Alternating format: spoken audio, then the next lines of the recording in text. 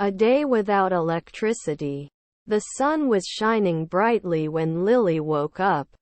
She reached out to switch on her bedside lamp, but nothing happened. She tried again, thinking the bulb might have gone out, but still, nothing. Confused, she went to the kitchen to make herself some toast and a warm cup of milk. But when she pressed the toaster lever, it didn't light up. The refrigerator was silent, too. "Mom, what's happening? None of the appliances are working," Lily asked, seeing her mother lighting candles around the house. "It seems we have a power outage," her mom replied calmly. Lily frowned. "No electricity?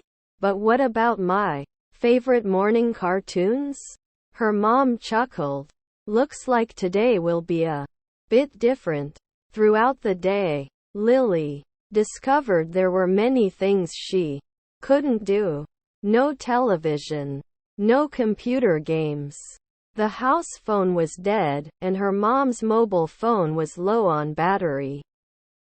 However, instead of being a boring day, it turned out to be quite the adventure. Lily and her mom played board games, read books by candlelight, and even baked cookies using the old wood-fired oven in the basement that hadn't been used in years. Without electricity, the house was quieter, but it was also cozier. They even dug out an old radio that worked on batteries and danced to music from a local station. By the evening, as Lily sat with her mom on the porch, looking at the stars, she realized she hadn't missed the electronics as much as she thought she would. The sky was clearer, and she could hear the distant sounds of crickets chirping and the soft rustling of the trees. "I think today was kind of fun," Lily admitted. Her mom smiled. "Sometimes we get so caught up with our devices that we forget the simple pleasures around us." Just as they were getting ready for bed, the lights suddenly flickered back on, filling the house with brightness. Lily looked around, a bit overwhelmed by the sudden change. "You know, Mom," she whispered, "maybe we can have one day a month without electricity on purpose." Her mom laughed softly. "That sounds like a wonderful idea." As the world outside buzzed with the return of power, inside the house, too content hearts drifted off to sleep, cherishing the memories of a simple day well spent. The Great Bake Off. One sunny morning, in a small town nestled between green hills and sparkling rivers, excitement was in the air. Word had spread that a baking competition was taking place, and everyone, from kids to grandparents, was eager to participate or watch. Jane was among the most enthusiastic. She had always enjoyed baking with her grandmother and believed she had a special recipe that could win the prize. It was a raspberry tart, a family secret passed down from generation to generation. As she arrived at the town square, she saw tables lined up with mixers, ovens, and all kinds of baking tools. She recognized some faces, like Mr. Thompson, who ran the bakery downtown, and little Timmy, who was famous for his chocolate chip cookies. The rules were simple. Everyone had 3 hours to create their masterpiece. Once the time was up, 3 judges would taste each dessert and decide the winner. The whistle blew, and the bake-off began. The square was filled with the clattering of pans and the scent of vanilla, chocolate, and fresh fruits. Some, like Mr. Thompson, worked methodically, measuring each ingredient carefully. Others, like Timmy, went with their gut feeling, throwing in handfuls of chocolate chips and marshmallows.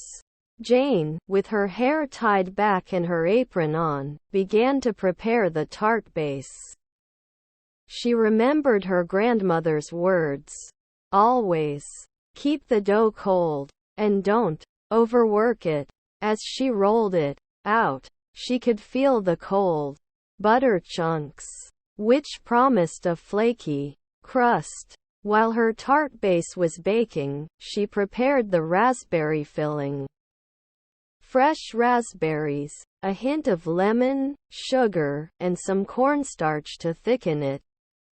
The smell was heavenly. With an hour left on the clock, Jane began to feel the pressure. Her hands shook a little as she poured the filling into the crust, but she took a deep breath and focused. Finally, with 10 minutes to spare, her tart was done.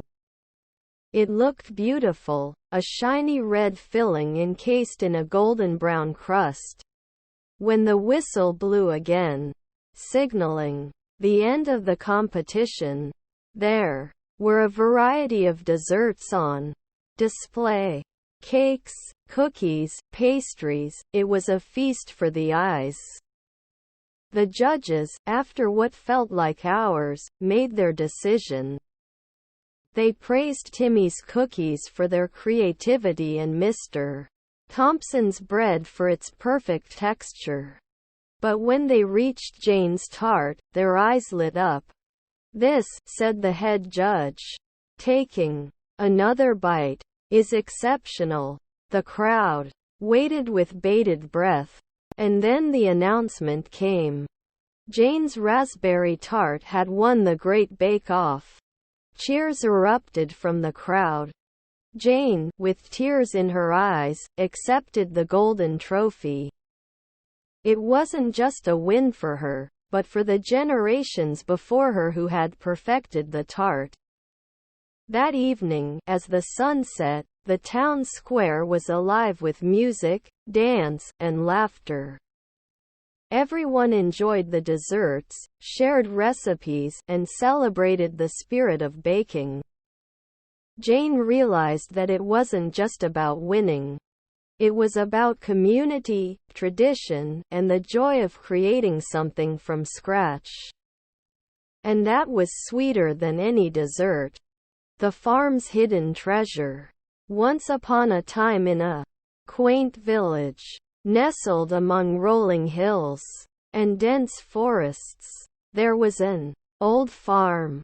It had been passed down from one generation to the next, and its fields were rich with crops of all kinds. Sarah, a young girl with sparkling blue eyes and golden locks, lived on this farm with her parents. Days were filled with the sounds of clucking hens, mooing cows, and the sweet aroma of freshly baked bread. But what made Sarah's life especially interesting was a tale her grandmother told her, that somewhere on the farm was a hidden treasure. One day, after finishing her chores, Sarah decided to search for this treasure. She remembered her grandmother mentioning an old oak tree and a shimmering pond, so that's where she began. Walking towards the giant oak, Sarah noticed its bark was etched with symbols she couldn't understand. There was an arrow pointing towards the ground. She dug around the base of the tree but found nothing. Disappointed but determined, Sarah walked to the pond. The sun made the water sparkle, and the colorful fish seemed to dance. As she neared the edge, she saw something unusual, a series of stones that formed a pathway across. the pond. Deciding to follow it, she hopped from one stone to the next. Midway, she stumbled upon a larger stone with an inscription, "Where the sun kisses the earth, dig below." Intrigued, Sarah looked around. She noticed a spot where the sun's rays hit the ground directly, creating a warm, golden hue. Without hesitation, she began to dig. Hours passed, and just when Sarah was about to give up, her shovel hit something hard. She cleared the dirt and found a chest. It wasn't large, but it was heavy. With all her strength, she pulled it out and opened it. Inside, she found gold coins, precious stones, and a beautiful necklace with a pendant shaped like the farm. But what caught her attention the most was a letter.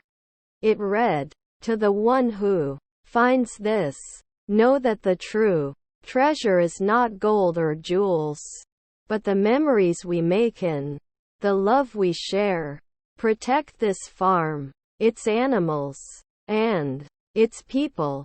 Sarah realized that the treasures in the chest were just symbols. The real treasure was the legacy of the farm and the love of her family. She returned the chest to its place, marking it for the next adventurous soul to discover. That evening, she shared the story with her parents. They smiled, knowing that their daughter had understood the true value of the farm and its legacy.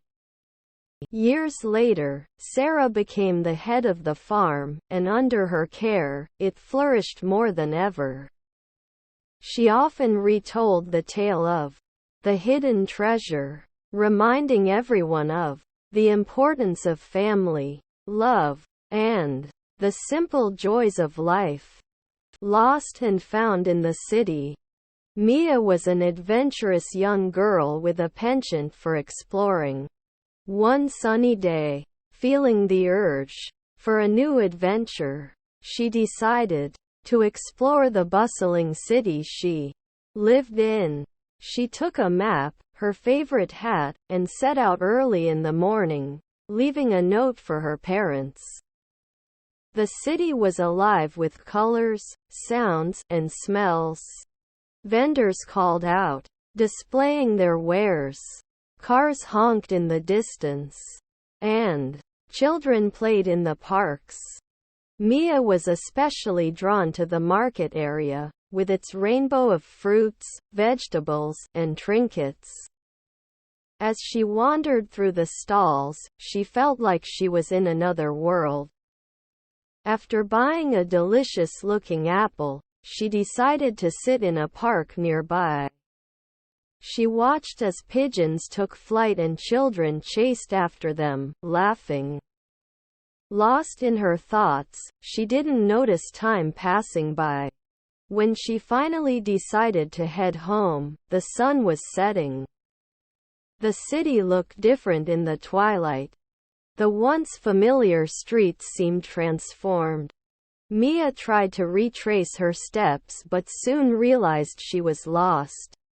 The towering buildings, which seemed friendly during the day, now appeared daunting. Panic started to set in.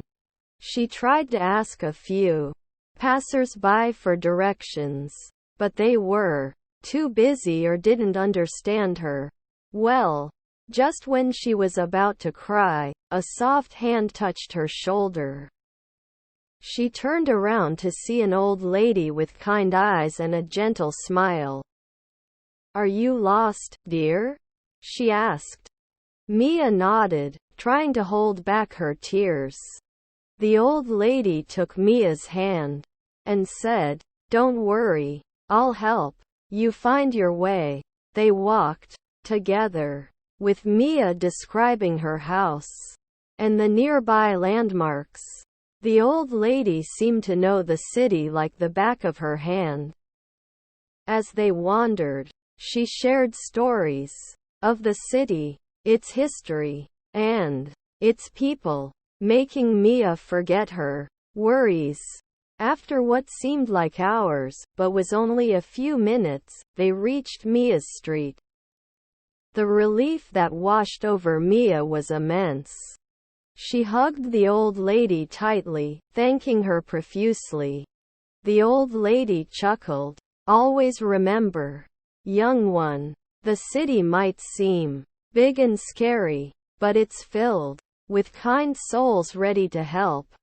Mia waved goodbye and ran to her house, where her parents had been worried sick.